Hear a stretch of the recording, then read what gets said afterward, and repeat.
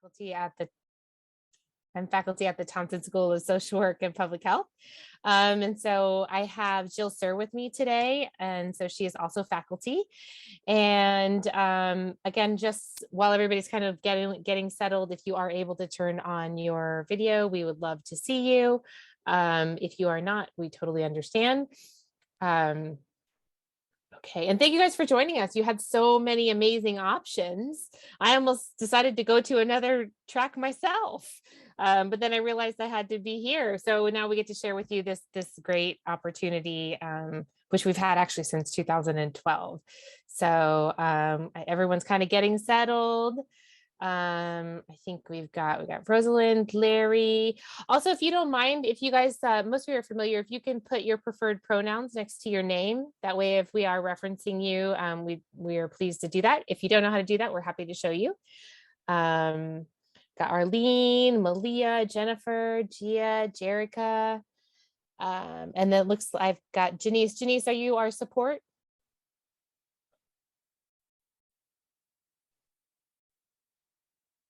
You're our support, right? All right, excellent. Okay. Okay, so let's go ahead and get started. Let me pull up my slides and then we'll do kind of a little introduction. Let me just share screen here. And all right, so you can see all of my screens. I'm going to present in just a second after I introduce. Okay, so my name is Theresa Kreif, as I mentioned. I am a tenured faculty member at the University of Hawaii Thompson School of Social Work and Public Health. And one of the joys of my position is that I was able to actually start the UOG Advanced Standing MSW Distance Education Guam Option Program. And I think our first cohort was 2012. And I actually just saw Deanna, many of you know her, Deanna Komiyama. So I just saw her in the little video that went through. So she, among others, were in our first track. And I know that they're great advocates for this too. So what we plan to do today is we plan to go through kind of the nuts and bolts of the program and share with you some really exciting changes. So things that have really changed since 2012, including that we all have great internet and we all know how to use Zoom now, which we didn't necessarily know how to do that before. But before we get started, some housekeeping. If you do have questions, you can put those in the chat box. We do have it set up, as your other sessions probably did too, that you're able to raise your hand or make comments. Jill Sir will be helping me out with those. And let's see, and Janice is letting us know the same thing. If you have questions, you can put them in the chat box. So a little bit about why I'm here, and then we'll have Jill kind of introduce herself too. So I have been working in the region since 1997, which may be longer than some of you were alive, possibly. And I was a Peace Corps volunteer. I lived in Weshalab, Yap Island, and I've also worked in Guam DOE and been at the University of Hawaii now since 2007-ish in a variety of roles. But I was lucky with our previous dean. She and I both, along with the other faculty, had a commitment to creating pathways for development of additional opportunities for MSW programs, particularly in the Pacific. And so we worked with Dr. Schwab, Dr. Natividad, Dr. Lazama, Dr. Diaz, Joe Hasugliog, among others, to get this program up and running. And so it's really this beautiful pathway of how you all can stay on Guam, get in-state tuition, which we'll get to, which is everyone's most exciting opportunity. So you can stay on Guam and get your master's in social work degree. And then UOG provides some supports also. So without further ado, though, Jill Sir is here with me. She's got a lovely background, which is actually Gartley Hall, which is where the Thompson School is located. One of the buildings the Thompson School is located in at the University of Hawaii. So Jill, did you want to do a quick introduction of yourself? Sure. Hi, everyone. Thanks for joining us. And I have this virtual background so you don't see my very messy office. Um, but welcome and thank you for joining us to hear about our program. As Theresa mentioned, I'm Jill, and I currently coordinate our distance education options for all of our social work programs here at the department. I've been working with the distance education options since 2011, so I do know our first cohort of Guam students as well. It's very exciting. But yes, so welcome. And I will be answering questions in the chat as we go along, as Theresa mentioned, but don't hesitate to reach out. We also love to see your faces and hear your voices. So if you have any questions, feel free to raise your hand and we'll jump in as well. So welcome. So as we start, maybe because we're so small, are you guys open to just introducing yourselves and letting us know if you're in the BSW program now or when you graduated? That'll help us kind of talk through this. So who wants to go first? Let's see. Oh, we have 17 of us. Oh, that happened fast. Actually, you know what? Better than introducing ourselves with our voices, why don't you drop that in the chat for me and let me know if you're currently in the BSW program as a junior or senior, or what year you graduated. That'll be helpful to us. And then Jill will kind of get a good idea. So go ahead and put that in the chat box and we'll see that. Okay, is everyone able to enter in the chat? There we go. Excellent. We've got some recent grads. We've got some long time ago grads. Half a day. All right. Okay. So Jill's going to keep track of that. And if I'm not giving the information I need for the group of us that are here, then she'll redirect me. But while we're here to talk specifically about our program, which is the University of Hawaii Thompson School MSW Advanced Standing Distance Education Guam option, what we also believe is really critical is that we create opportunities for you all to learn a little more about what your pathways to an MSW may be. So we're going to talk specific about our work, but also I'm available to have conversations with you all. After this conversation, I'll give you my email address, and I'm happy to talk through some other opportunities for you, because really our goal has always been creating additional pathways for you to get your MSW, whether you choose us as a program or whether you choose another program. And so that's really important for you to know that while it might sound like we're here recruiting, we're actually here just sharing a pathway. We don't get more money the more students that we have. This is just a commitment we have to the region, particularly living in Hawaii. And so since will be, I don't know, Jill, this will be like our 8th or so cohort. It'll be our 10th year, but we used to have a different cohort cycle. So we'll share all of that with you. But please know that I'll be available afterwards to talk about this. I'm going to leave it how I have it now, so that I can see to navigate on the side, if that's okay with you guys and it's not too distracting.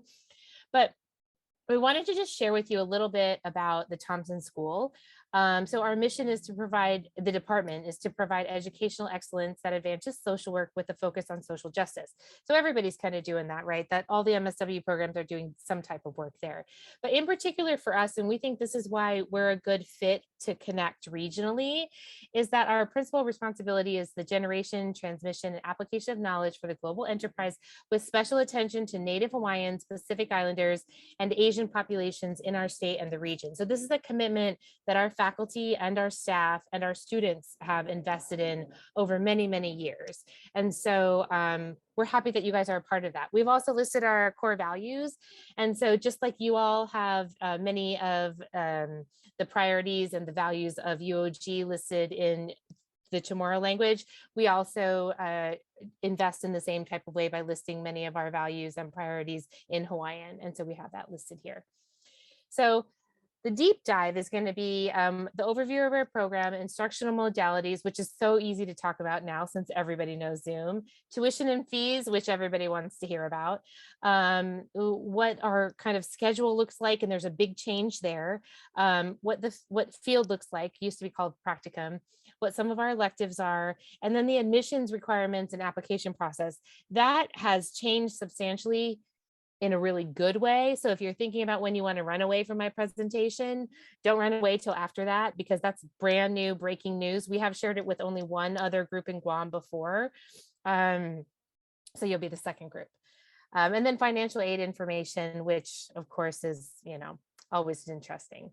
So what we were tasked by the legislature in the state of Hawaii to do is to create opportunities for people not just living on the main island of Oahu, but living on our other neighbor islands to also be able to get an MSW degree. And so that's where our distance education program started. Again, this was just because we wanted to create capacity in Hawaii. And what we learned over time was that it was also our responsibility to create capacity in the region. And so that has happened through real-time synchronous classes. Everybody knows what that means. I used to do this presentation and people didn't know what asynchronous was versus synchronous, but almost all of our classes are offered synchronously.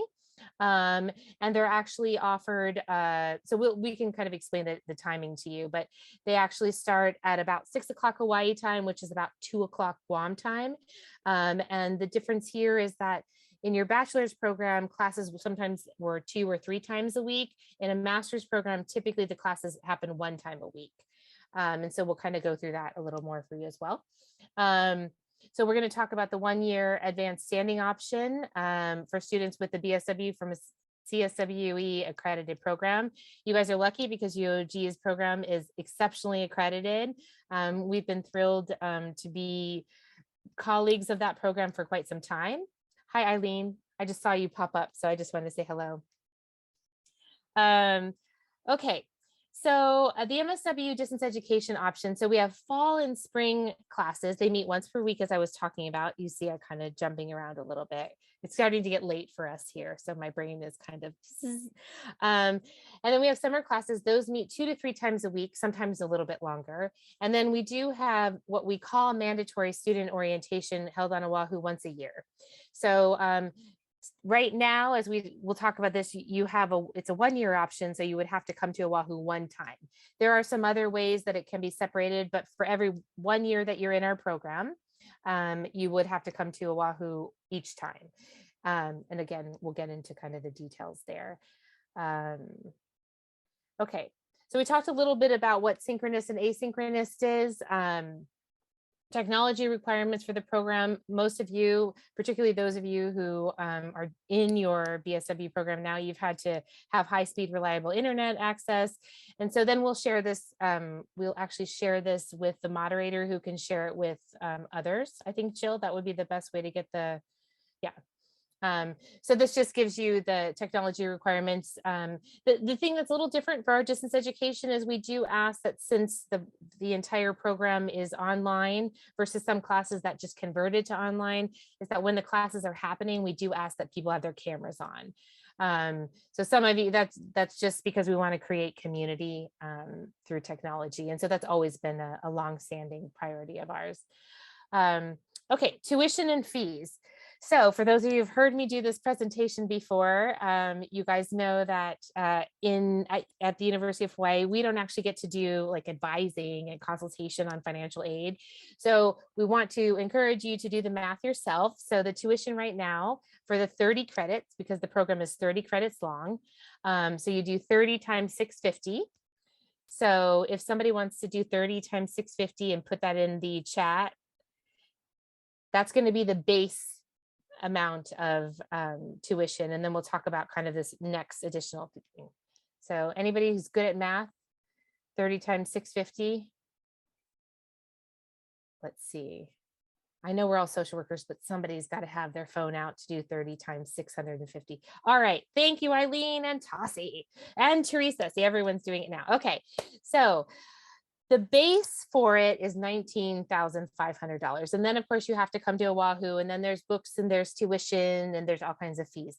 In addition to that, the way that the classes are being characterized with kind of some new categories are that potentially a couple of those classes, there will be an additional fee, or they may be considered out of state. So there's a small chance that there would be an additional about $4,500 in course fees. And so we're working on that right now, and we would be able to give you that information. So that means that for your MSW over 30 credits, it would be roughly this much plus tuition plus fees, and then that one trip to Oahu.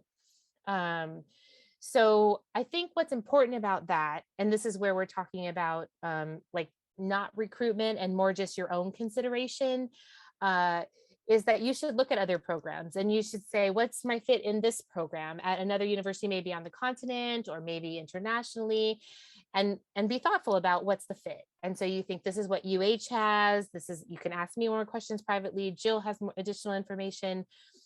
But one of the things we know is that many of us who have graduate degrees end up with student loans. And so when we did create this partnership, one of the things we were excited about is we were able to get the in-state tuition rate for all classes. And now we know we're able to get them for the majority of classes, right? So which is why there's a potential slight increase. In about 2000, prior to 2006, roughly, people who lived in the FSM, Guam, Marshalls, Palau, et cetera, were able to get in-state tuition. Hawaii changed its rules. And so then people who from the region who actually moved to Hawaii are considered out of state. And so you pay 150%, which means that you pay a little bit less than completely out of state. But so this is a pretty big discount for you guys. So we're happy to kind of talk more about that. Any questions about financial aid? I really encourage you to look at other programs and see what the cost difference is here, just to make sure. Okay, no questions? You can raise your hands, chat, unmute yourself. Okay. All right. Okay, so now Jill's going to correct me on this because we've been kind of making some changes. Oh, Jill, is there a question in the chat box? There is a question, and I'll just answer it out loud. So technically what happens is if you apply and are admitted to our program, you are considered a non-resident because you don't live here. So your status will be non-resident. But as Theresa mentioned, based on sort of the categories of our distance education option and the outreach college that we work in partnership with here, we are able to have you charge the resident tuition for a majority of your classes. So that's where that comes in. So technically, like your classification will be non-resident because you don't live here. But you know, we're working on the side with outreach college on the tuition part. So we have a long history of that working. So any of you who have questions about resident, non-resident tuition, you can talk with anybody else. You can certainly talk with us. We have all of the information, but sometimes it feels comfortable to talk to people who've been through the program so they can tell you how it worked in practice, which is basically what Jill just shared now, but sometimes I know it can be a little scary. So any of those people who've gone through the program before would be happy to talk with you guys about that. And if you're interested in being connected with someone who has gone through the program before, you can just email me directly. And I have people who are social workers practicing on Guam with MSWs who went through our program who would be happy to tell you about their experience, about the financial piece, because we understand it's a really big financial commitment. So does that answer your question, Eileen? The answer is yes, you're a non-resident, but not really, right? So yeah, okay. Okay, so the distance education advanced standing schedule. So the advanced standing schedule, when you get what's called advanced standing, that means that you have graduated from a highly qualified undergraduate program. And it means throughout the US that typically about 1 year of your graduate program is waived. My graduate program didn't waive an entire year, it waived almost an entire year. So that's usually advanced standing is waiving about it's called your generalist year. And so they tend to waive those first set of classes. What in social work, what that means is that when you're doing your BSW, that last year of your BSW looks a lot like, or almost exactly like in some cases, the first year of your master's in social work. And so that's why the waiving things happen. So Jill, remind me, we're 57 total credits if you had like a degree in psychology and you were trying to get an MSW, but because many of you will have your bachelor's in social work, you'll be able to get this advanced standing MSW degree for 30 credits. So does that that's what we mean when we say advanced standing. So as you're looking at other programs, pay attention to what they say for advanced standing. And then there's also some waiver things that some programs will allow, but just pay attention to those pieces that way, and how many credits their advanced standing is. Thanks, Jill, for sharing my email. Okay, so what happens is I'm gonna use somebody who's gonna graduate in spring of 2022. So they're a senior in their UOG BSW program now. They're gonna graduate in spring of 2022. We're reviewing their application right now. We're gonna let them know, which was due February 1st. So it's almost always February 1st applications are due. So someone will graduate in May of 2022, but they had to submit their application in February 1st of 2022. And then we would tell them in probably by April 1st, usually April 1st, April 15th, whether they got admitted. Then they graduate from UOG around May 20th, 22nd. And then almost immediately, they start one of 2 summer classes. So there is what we call this kind of like, it's these pre-fall classes. So you'll have to take 2 classes in the summer, and that's what we're seeing here. And then you start in the fall.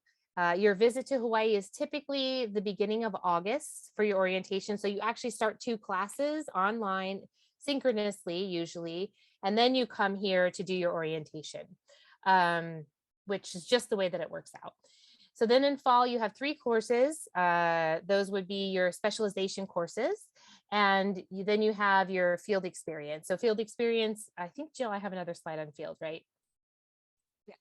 Okay, so I won't jump ahead.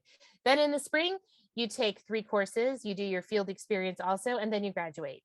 So basically, this is what I call the fast and furious 1-year program. There are some other options. If this doesn't work for you, we do have a 2-year program, which breaks it out differently. And if you're interested in that because of some other situations for yourself, then it's probably best to email Jill or I. What's important is that you should know ahead of time is this 1-year advanced standing is really fast. And it's not possible to work full time. So that's just important to know. You can work, but it's not possible to work full time. All right. So any questions on that? Okay, so here's field. So field in your MSW is kind of similar to your BSW field. The difference is that there's a lot more autonomy. So in your undergraduate program, you probably did a lot of what looks like shadowing. Maybe you didn't have your own caseload. At a master's level, you are asked to work autonomously. You'll only sometimes meet formally with your field supervisor every other week. The rest of it is you requesting help when you need it, advocating for yourself, etc. So that is a little bit different. I actually do the placements for field because I've been working with Guam for long enough, so we want to keep me connected with UOG and then the UOG faculty. Some things that are important wherever you were with your BSW, I'm not going to place you there with your MSW. We do have options if you work in a place for you to be placed there, but it is a little bit complicated. So if that's something that you're interested in, we have to talk about that, and it's not a given. We actually have to provide a waiver and kind of some other things. But that is kind of new. Trying to think other examples. If you did your BSW placement at like Guam Behavioral Health in the child division, there would be an opportunity for me to place you in the adult division, but I can't place you in spaces that would be overlapping. And I also tend not to place you in organizations that you have worked with or that you have volunteered substantially for. This is an opportunity, this field placement is an opportunity to stretch yourself. You work 16 hours, you do 16 hours a week, just like your BSW, it's typically unpaid. And then, so it's a minimum of 450 hours over the 2 semesters. Usually that starts the beginning of September and goes through usually the beginning of December. Then there's some kind of break if that's appropriate for your placement. And then you start again in January, and then you end usually the middle of April, and then boom, you've graduated. So that's any field questions. Usually people have field questions. No field questions. Okay. If you think of them, you can put them in the chat box. Okay. Electives. So your coursework includes 3 elective choices. Some of the electives that I've listed some of the electives that we've offered before. So inside the DSM, the diagnostic manual, forensic introduction to forensic social work, decolonizing social work, treatment of chemical dependency, marriage and family therapy, group psychotherapy. So we don't offer all of these at the same time. So you may, because you're only with us for a year, only one of these or 2 of them might be offered, or we may have new exciting programs. If COVID comes back to us, then there's even different classes that may be offered for you. But you can also choose to do additional field placement hours if you want. And then you can choose to take additional elective classes in some other Manoa disciplines, but you have to get approval for those. So like some of the places that you could take would be public health, education, disability studies, psychology, urban planning. So we're seeing a lot more courses, especially after COVID, being available online. So this is something, if you are interested, that you could actually go to the UH catalog and see what some of those online offerings have been. Of course, they're all subject to availability. Many classes were offered this spring online, and those may not be offered next spring online, just depending. Jill, did you have any thoughts or questions about electives? Yep, I was just going to add here, because you do mention in your slide about the approval. Every student who joins our programs gets assigned a faculty advisor who will work with them closely on their academic plan and can do that approval for any outside electives. Thank you, Jill. If you're lucky, you might get Jill as an advisor.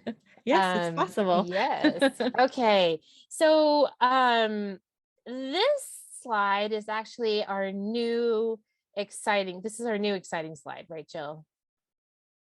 Okay. So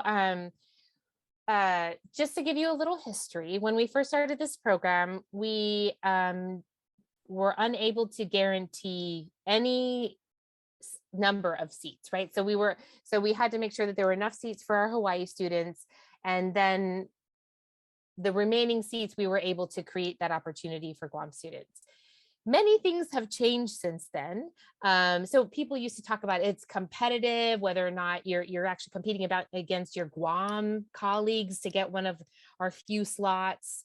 It doesn't look like that anymore. So right now we're having a little more than 10 students on average each cohort, and there's actually what I like to call, and Jill will correct me, but it's sort of like auto admit advanced standing. So Jill, I'll get to the right way of saying it later, but basically what I'm going to talk to you about, and Jill will correct me, what I'm going to talk with you about is if you graduate with your bachelor's in social work degree and you meet this whole set of criteria, which you see here, you actually qualify for admissions to our program. And so before, you used to have to apply, and then we had to review everything, and then we're like, yay or nay. And so people would get nervous. But now, if you have your bachelor's degree from a program accredited by the Council on Social Work Education, which UOG is accredited, and you received your BSW degree not more than 7 years from your time of admissions into the MSW program.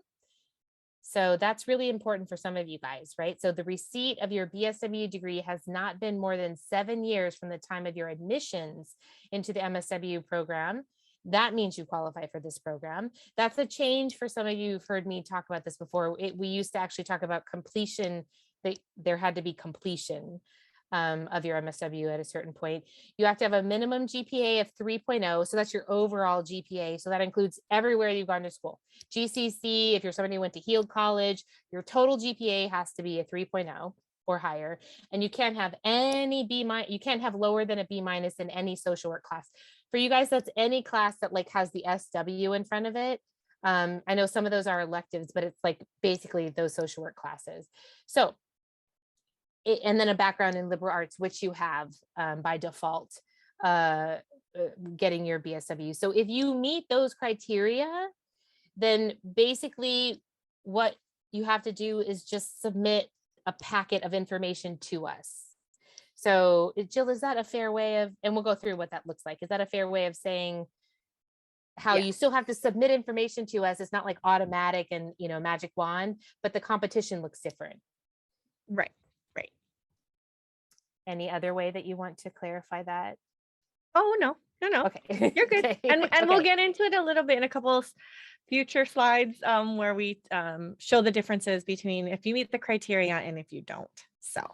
So does anyone have any questions about this? And so the main things are the top two in bold. So if these fit for you, then we're going to talk about what that looks like. We also have on the end of this slide, if this doesn't fit for you, Jill and I are able to talk to you about how you can still apply for advanced standing. We can consider you for review, but it requires some more stuff, and we'll talk about that. It requires you to submit some more stuff. And then there's the other category of people who may want to consider applying, but maybe they don't meet these criteria. So, okay, but this is huge because those of you who've heard this before, we used to be able to say, we don't know how many seats we have available. You're competing against each other. And at this point, if you meet these criteria, you submit the information to us by February 1st of next year, the likelihood is that you will be accepted into our program. There is a question in the chat. And yes, Eileen, Yeah. we're talking specifically about advanced standing criteria. Yeah.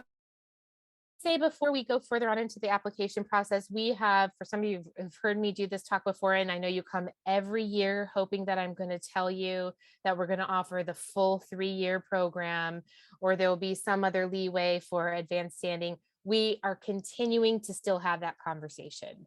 And so, and I know that some of you that doesn't feel good because now I'm 10 years later continuing to have that conversation, but you can already see we've made major strides of moving to this kind of like auto admit advanced standing. So we do anticipate continuing and our continued commitment to figuring out how we may be able to offer sooner rather than later that 3-year program. So we continue to do that. If that is you, if you want to private message Jill and give her your email address just to make sure you're on any listserv that we have, some of you already are, we're happy to make sure that you're there so that that communication, when and if we do make that decision, you will receive it right away. So go ahead and you can private message Jill that information. So, okay, so back to the application process for the people who do meet the criteria. So if you do meet those criteria, actually, if you meet any criteria and you're trying to apply for advanced standing, we now have an online application process, which is super exciting. And so the first part of that process is that you actually apply to UH Manoa. So UH Manoa gets 100 of your dollars, and they also get transcripts and a whole bunch of other things for non-UH coursework. And they actually are putting you in a system, right?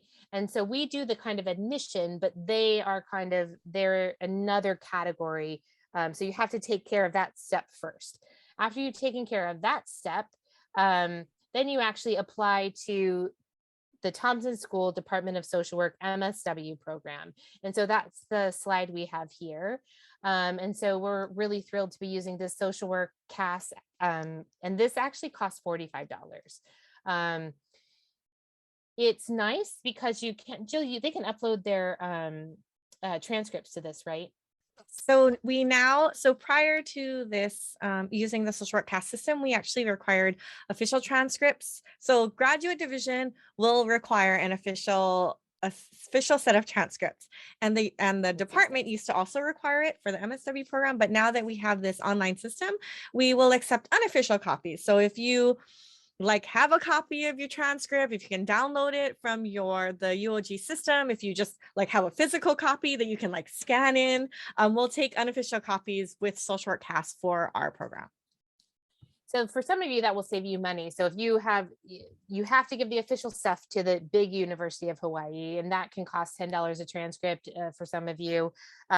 But then for this application process, because it's not, so it actually could be time saving, as well as, well, you don't have to mail it. So that saves you a couple dollars, and then you won't have to pay for your transcripts. So that application process, you can start as early as October of next year, or sorry, October of this year. So if you're planning to consider starting in summer of 2023, fall of 2023, actually in October, you can use this link. You can go to the social work CAS and you can start gathering all your information together. For those of you who do, for those of you who met the advanced standing criteria, that's on the left-hand side of this screen. So you submit the application to the University of Hawaii Graduate Division. That's that $100 and in the formal transcripts and the official transcripts. And then you submit what we call an application to the MSW program. And what it includes is what you see there, those 3 bullet points, again, on the left-hand side. So this is if you meet the criteria of being a 3.0 overall and having all B- or higher in your social work classes. And then if you've graduated within that 7-year category, right? So if that's you, then all you have to do is complete the online application with personal information, academic history, respond to program specific questions, which means that you select distance education as your option, and you give an unofficial copy of transcripts for all colleges. What you'll notice is missing is a lot of things. Before, you used to have to get 3 letters of recommendation. One of those had to be from your field instructor. One had to be from a UOG social work faculty, and then one had to be from someone else. You also had to provide us your BSW field or practicum document. So there was a lot of information that you had to get to us, and you had to provide us answers to 6 questions, which was your personal statement. So that was, I think, what's the limit on that? It was like 6 pages, Jill, 5 or 6 pages. 4 to 6 4 pages. 4 to 6 Double pages. space. Double space. Like So, a report. Right. So you'll see that if you met the advanced standing criteria, you don't have to do any of those things. If you didn't meet the advanced standing criteria, then you have to submit those 3 letters of recommendation, the resume, the personal statement, a copy of your field education evaluations and learning contract. So I think that's a big difference. It's why we want to encourage people to, if you know people who meet all of that criteria, if you know they've graduated and meet the 7-year criteria, we encourage you to have them apply now while we have this really great opportunity. For those of you who don't meet it, you can still be considered for advanced standing. You just have to submit all of this criteria here. The other thing that I wanted to talk about before we move on to the next slide, which everyone gets really excited about. So I wanted to talk about if you're somebody who has a C in one of your social work classes.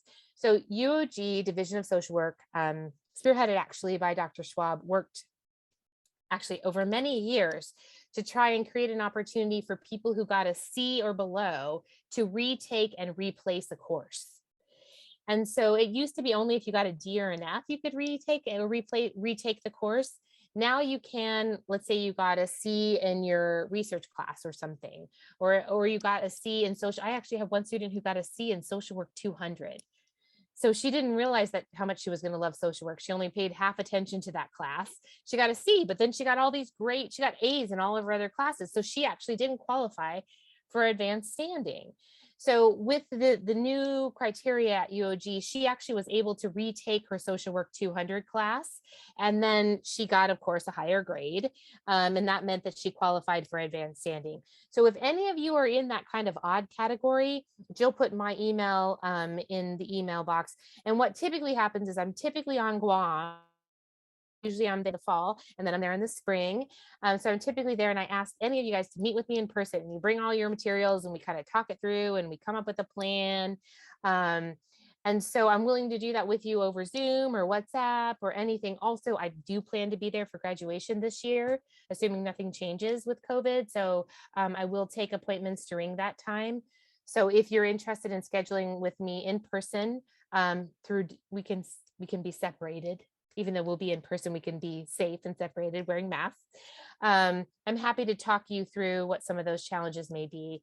So particularly if you're a person who doesn't meet that advanced standing, you're going to want to talk with me about how we can get you prepared to submit an application or to advocate for yourself.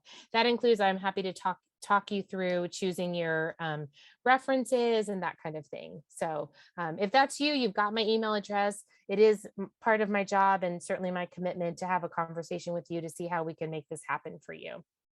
So financial aid information.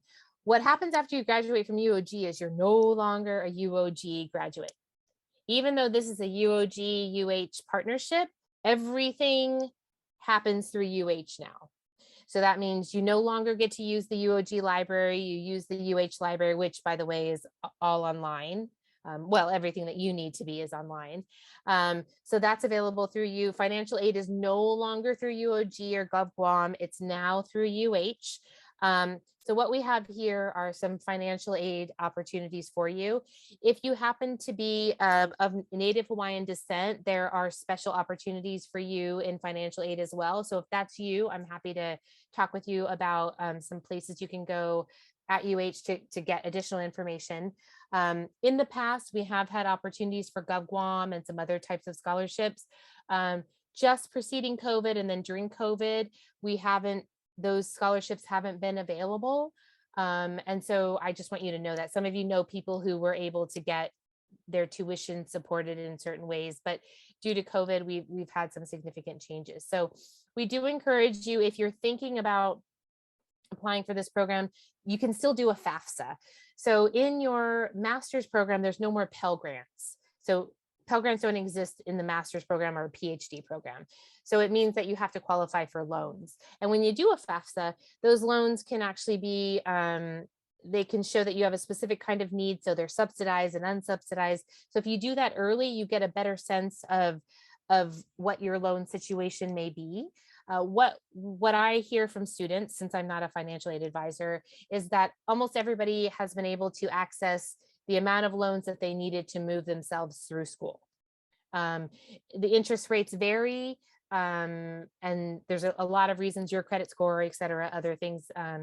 But we encourage you to look at your FAFSA and know that all of that financial aid stuff is actually going through UH and not UOG. Jill, did you have any comments on that? Did I? Nope, just that. Okay. So there's a link here. If we're going to share this presentation, there's Mhm. that's great. It'll link out.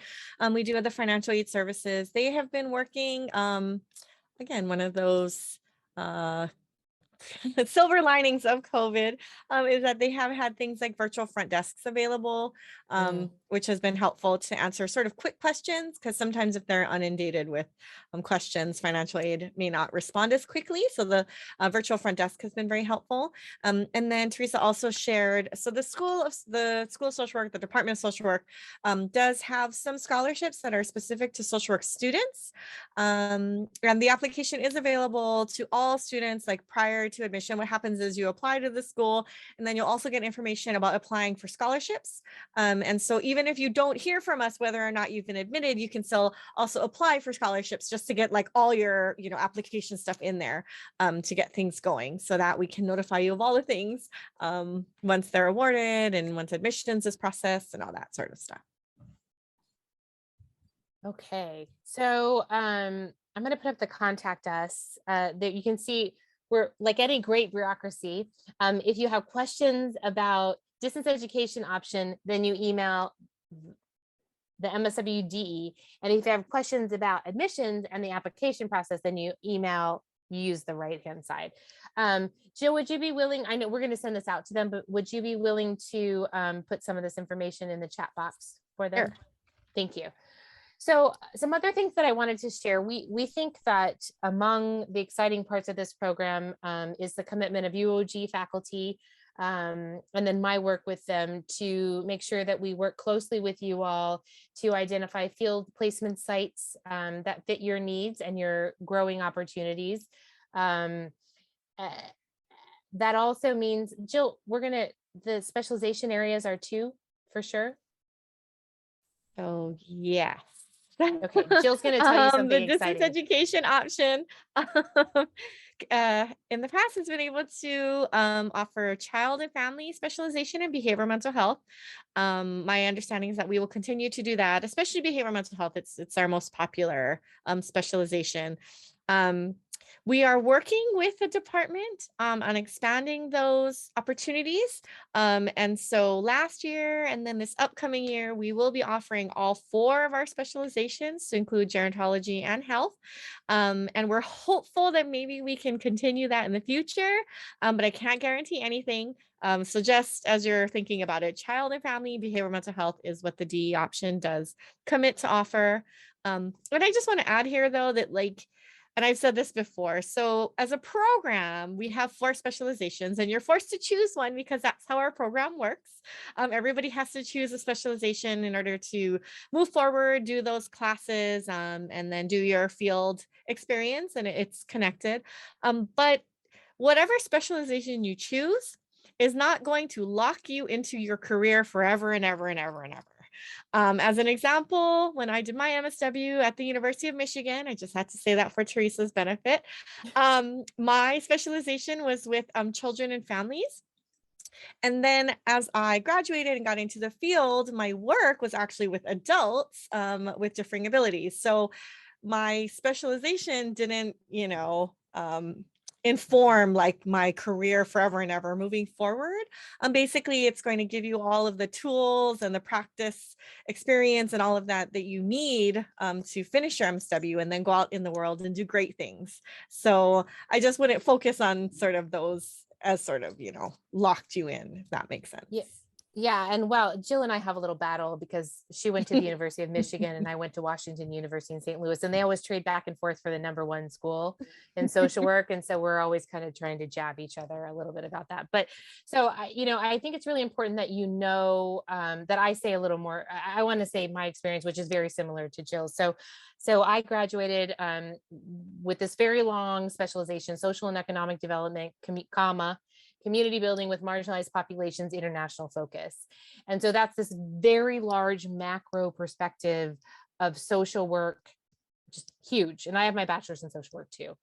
So my first job deliberately out of school was actually as a behavioral health specialist with the Department of Education, working with 7th and 8th graders who had behavioral issues. And so I worked in that for about 5 years, and then I moved to a more macro position. And so what happens in our profession also happens in teaching, nursing a little bit, is that we see people doing micro, macro, micro, macro. So you do micro work one-on-one with children, families, individuals. And then after about 5 years, you're like, where else can I go to make change? Sometimes that means you get promoted to a supervisor position and you do then macro work for 5 years. So we see this as that's almost protective in terms of burnout. So those of you who have been in the field for a while, you may know whether or not you actually move jobs or not. You may be looking for additional opportunities after 5 years, that kind of thing. But so both Jill and I have the exact same situation where our first jobs were actually not reflective of our specialization areas at all. Mine is a little more now because my specialization was super, super macro, and the type of work I do now is super, super macro. But you could get a gerontology. So if you chose to go gerontology, you can still work with children and family. If you chose to do gerontology, you can still sit for your clinical exam. So the exciting thing why I chose an MSW, and I suspect Jill too, is the diversity. And so I'm able to work in a micro setting, a macro setting. I'm able to be an executive director. I'm able to start a nonprofit. I'm able to work with a for-profit organization, a hospital, the VA, any number of places. Start my own nonprofit, be a legislator. Our favorite legislators have their master's in social work. So there's so many spaces that you can make change throughout your career. I think that's one of the reasons that both Jill and I are so passionate about this work and creating opportunities for people to get advanced degrees if they choose, right? So you could work in a Department of Education, and then you might choose to do, many of your professors are professors, and then they have clinical practices on the side, right? And so there are so many ways for you to grow once you have gotten your degree. In addition to that, what we give you is the beginning of what your bachelor's gives you is this launching pad. So you could jump into the field after your bachelor's degree and you'll be great. You'll have an awesome career, or you can choose to work a little bit, like in your master's degree, or jump right from your bachelor's to your master's degree. And then you'll have some maybe additional opportunities. And sometimes those additional opportunities end up with you quickly being asked to be a supervisor. And so our hope is, what we know that needs to happen, why many of you are here today, is you're getting, or your colleagues are getting, continuing education credits at the NASW conference, right? So after you get your degree, bachelor's or master's, it's your job to continue learning. So we know that happens if you're an MD, if you're a physical therapist, a teacher, a nurse, we have to keep learning. And that's how we grow in in our profession. That's how I learn more. That's how Jill has become specialized as well, is that we learn more after our graduate program. So that's just something we want you to think about, also as you're looking at what might be the right fit for you for master's program. So Jill, do I see questions, or people were, oh, those are just you putting things in there. Okay. Oh yeah. Now the slide to officially ask you for questions. So if you have any questions, we're happy to answer for you. I'm going to show you, you can put them in the chat box, raise your hand, but you'll see me sliding through. So slides 19 through 35, and we're going to send this to you. They offer detailed information regarding the application platform and information for those people who do not meet advanced standing criteria. So we wanted to just make that available for you. The application platform is not open right now because it will open in October of 2022 for then admission in summer of 2023. But we want you to be able to look through that platform. Again, the people that I've listed here, you're able to reach out to any of them, or to click on the websites that Jill has posted in the chat box, and we will forward this out to you all.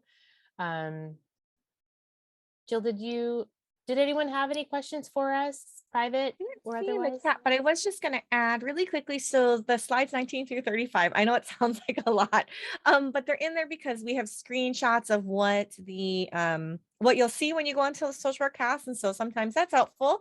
Make sure you're in the right place. As Theresa mentioned, it's not open for fall of 2023. So don't go into it yet, because you won't be able to, anything you put in there won't get to us because our application cycle has closed.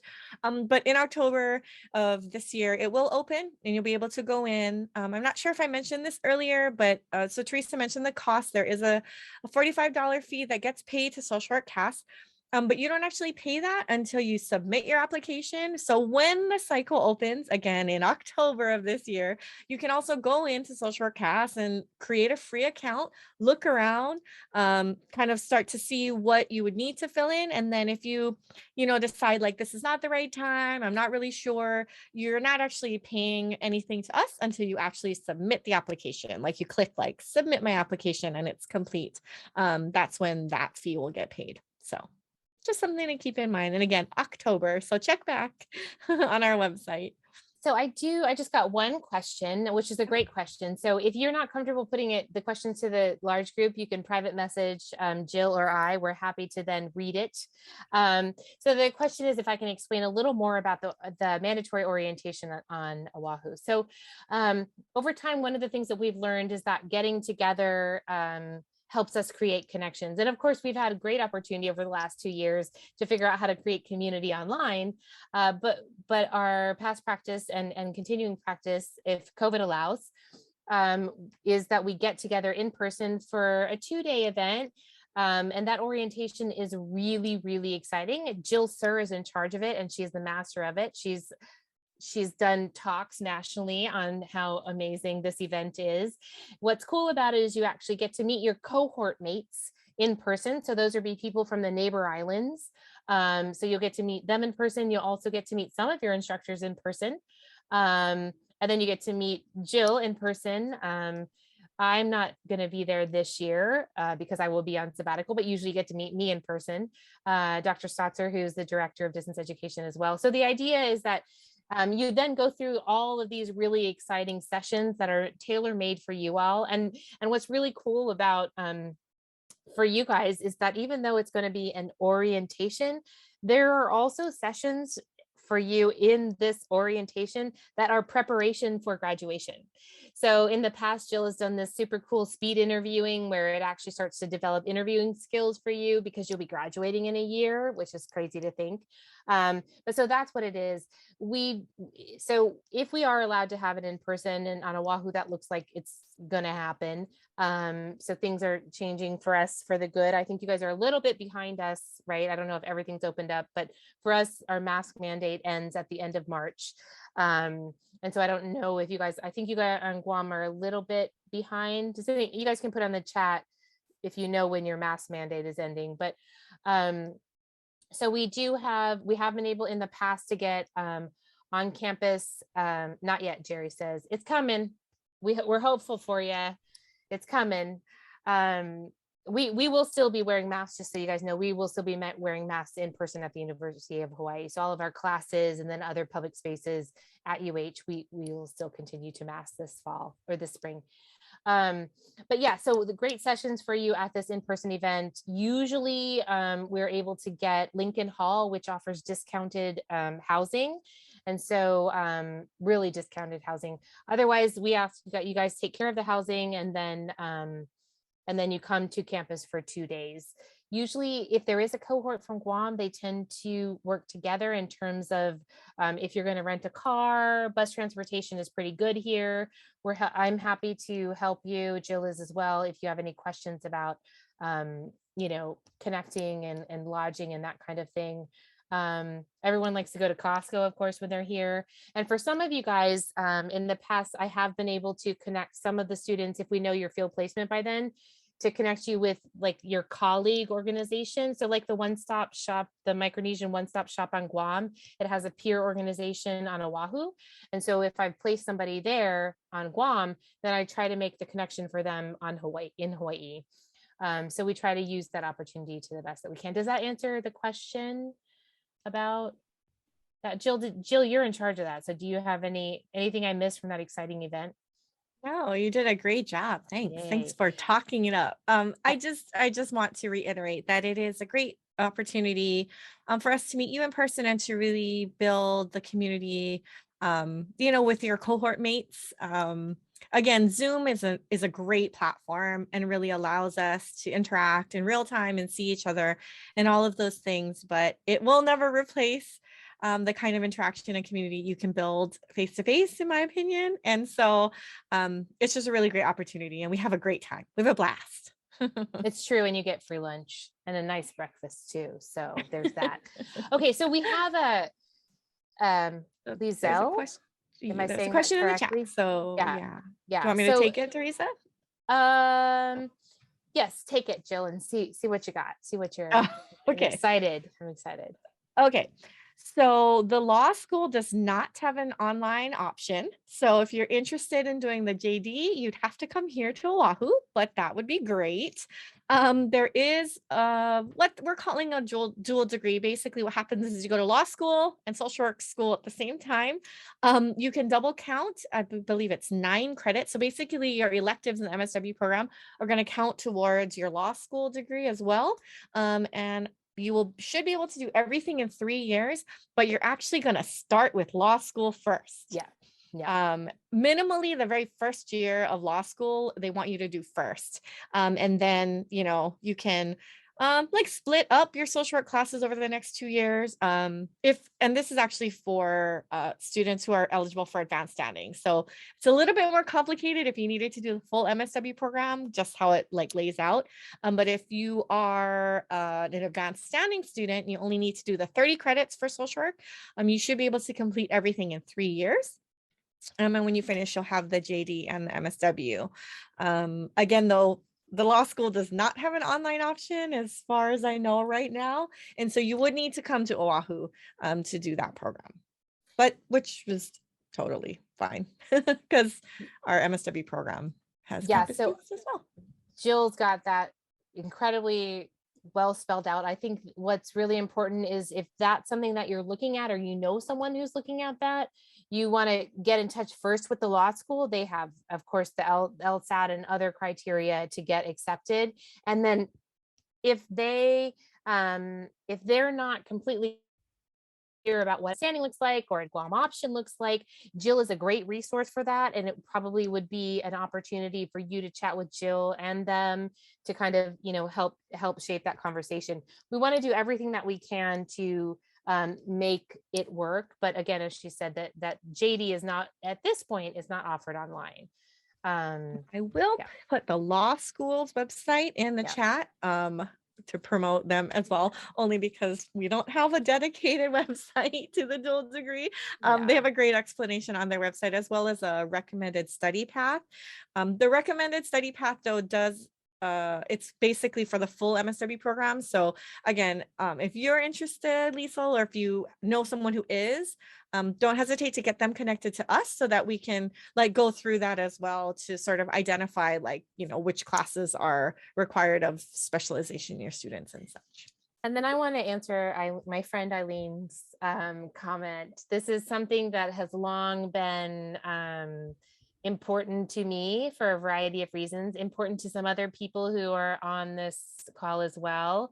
And I do, Jill can actually speak for me how I do strongly for this. There are a bunch of complexities. Eileen, you know, it might make sense for you and I have some ideas, some plans that I kind of been, that are kind of occurring in my mind. So Eileen, if you and I can maybe schedule a time to talk, if I can get a better sense of who we know might be ready and when, then sometimes, you know, just like a good social worker, you can gather more information and that can really, maybe the tide is right at that moment to make the shift. We know that there are many of you on Guam who are very committed and connected to this, and this is the way that you want to achieve your MSW. So if you want to shoot me an email and maybe we can just talk again, and see what you know that I may not know right now. Also, I will, you know, all things being good and COVID being, I plan to be there in May. So I would welcome an opportunity, particularly at a park, to get together with maybe a group of people who you know are ready for this, and I can start to gather that information. So I'm also happy to do that. Yes, Eileen said that in the chat. So yeah, I know that there's many of you who want this and need this, and we Dr. Stotzer, myself, Jill, we know that we are looking for that opportunity. I know it can't come soon enough though. So there's that also. So yes, I know this is there are. So it's and I just want to reiterate. So if we go back to the beginning, and Eileen and I think Ovita was on this call too, you know how in the beginning we had no idea how many seats, and now we're at this point where over time we've got this great opportunity. It's almost automatic admissions if you meet those criteria. So we have made great strides to increasing our commitment to the region and development of MSWs. And I think that next step is figuring out how we can create what we have talked about in the past, which is potentially one class of this group of people. So, but I'm happy to have that conversation with you guys when I talk again. And you have strong advocates in UOG's Division of Social Work, and then also in the dean. So we're looking forward to figuring out a way to make that happen. So are there any other questions? Remember, Jill put my email in there again. As soon as I find out what my days are, it'll be around UOG's graduation. And then I wanted to ask our moderator, is there a way that we can send something to our moderator who can then send out the link to this presentation? Or Jill, I guess we could just put the link in the presentation in the chat through, would that be possible? Sure. I don't know where yours is living because I think it's different than the one I have. It is. And so let me stop my share here, friends, and let me get a copy of this. Jill knows me well. It is living somewhere else. So let me do this. Jill, is it all right if I do that? My copy? Okay. So this will take you to the Google Doc for your viewing. Remember, the last half of it is specific to different groups of people. The first half is a little more specific to if you meet those criteria. And then Janice, is it possible for people to, I guess they'll just have to email me if they have questions. Is that right? Yes. Okay. They can also email us and we can probably, I guess, relate the questions to you. Okay. Okay, so if people do have questions, you can, I guess, reach out to Janice, but you have my email address, so you can reach out to me specifically. Also, let me give you my WhatsApp in the event that for some reason you don't have an email. here it is. So that's my WhatsApp. If you want to reach out to me that way, make sure you tell me who you are, because if I don't know who you are and why you're reaching out to me, oh, Eileen says we can save the document you provided. Yep. So feel free to reach out to me that way. And we appreciate you guys joining us. Any final comments, Jill? No, thank you all for joining us. But we're here if you have any more questions. Yeah. So we will. Yes, thank you, Jerry. We're happy to provide this, and we do have a couple. We have at least one graduate on this talk too. So hopefully, if you have any questions, she may be interested in being a resource. I won't say who she is because I haven't asked her ahead of time. But we're happy to connect you. So if you have additional questions, Jill and I will stay around for a little bit. Otherwise, you have our contact information, and I look forward to seeing you in May. And then Jill plans to visit Guam in May of 2023. So that will be her first visit. So ever, my first visit ever. I'm looking forward to it. Yes. So yeah, thank you guys very much. And Janice will stay around in case anyone has questions for us. Yes, I actually have an announcement for everybody. But once again, thank you so much, Jill and Miss Theresa, for your presentation today. We appreciate it.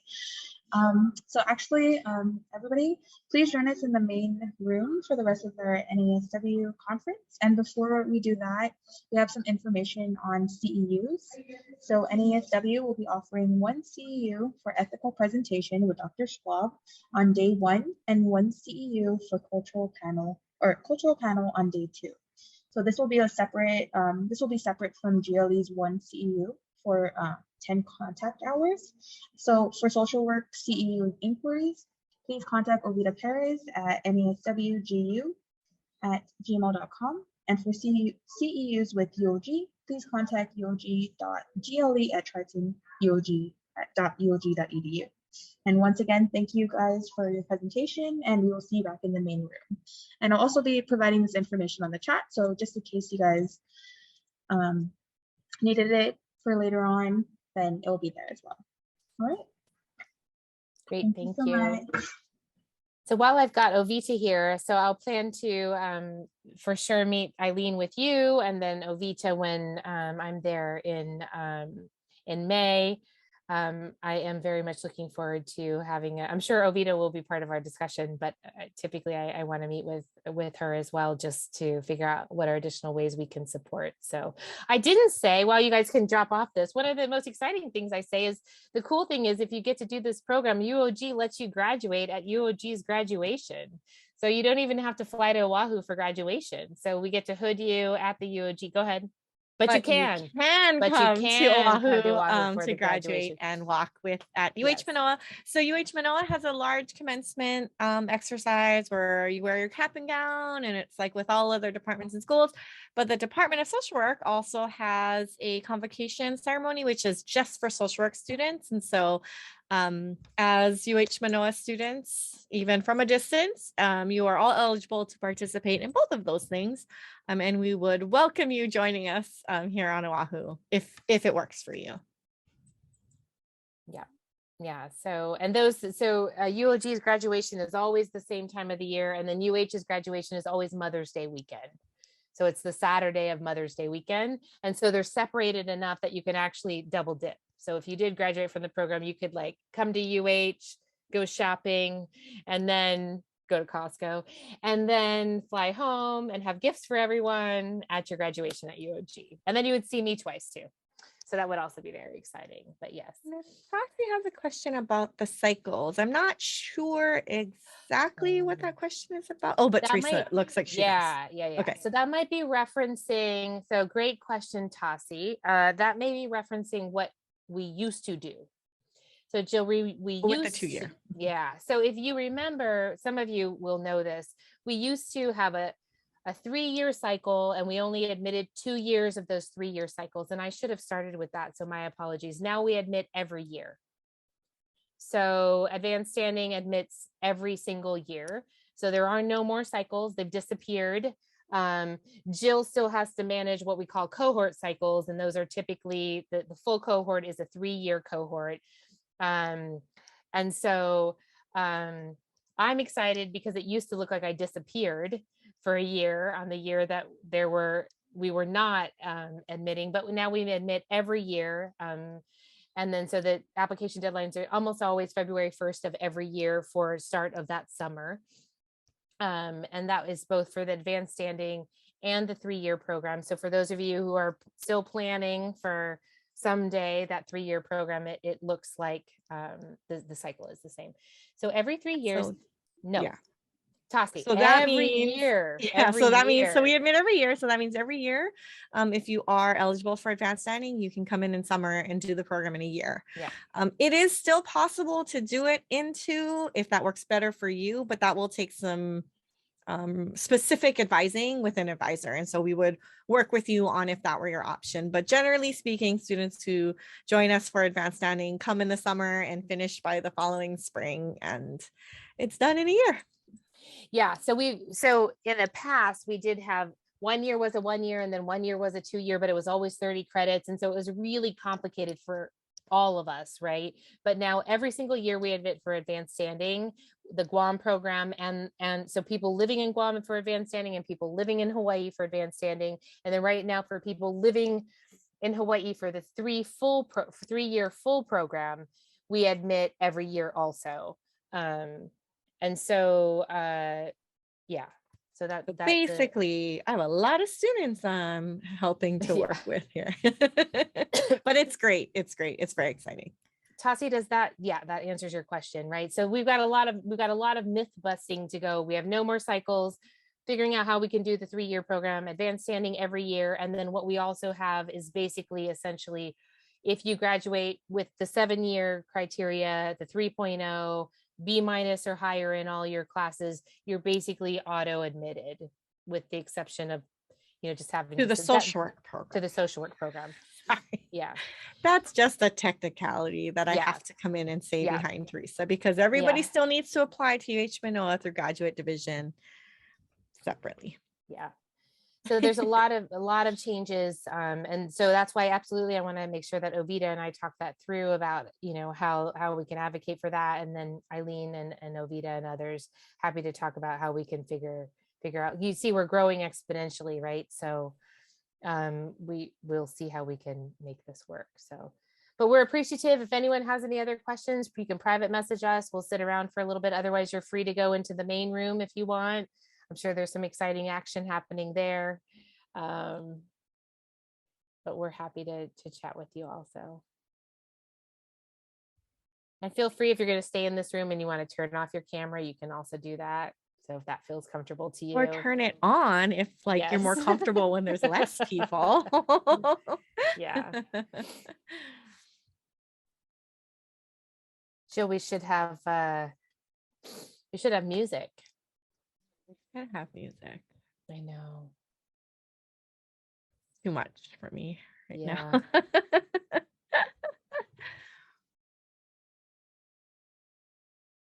I'm very happy about this background that Chelsea made.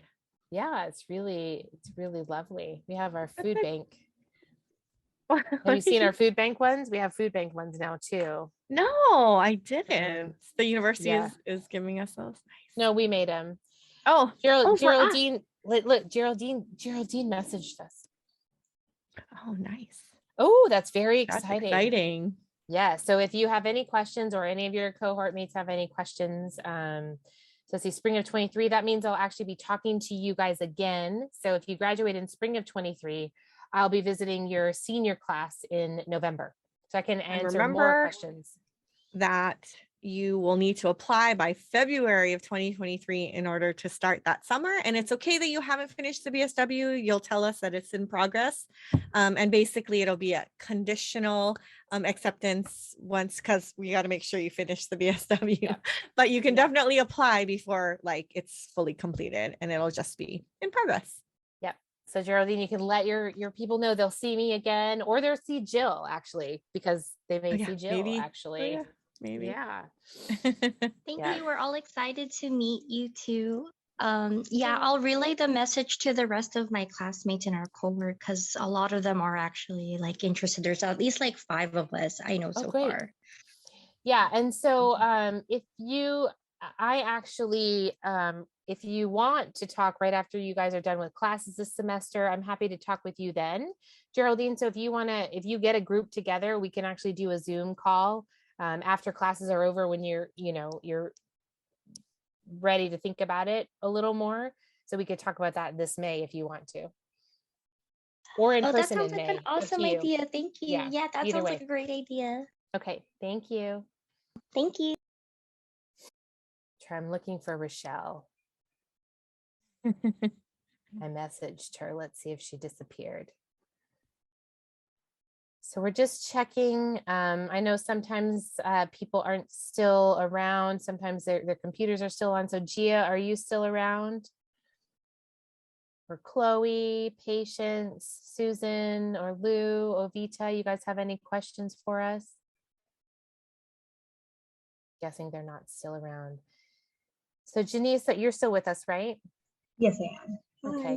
Do you want us to go ahead and leave it open, or it seems like everybody else is sort of maybe left? Yeah, I think we can all just meet or head out to the main room. If you guys want to go check out other break rooms, feel Sure. free to do so. But yeah, other than that, we'll all just meet in the main breakout room or the main room. Thank you. All right, thank you guys. All right, we appreciate Thank your you. support. Thank you so much. Thank you. Bye. Have a good day. You Bye. too. Bye.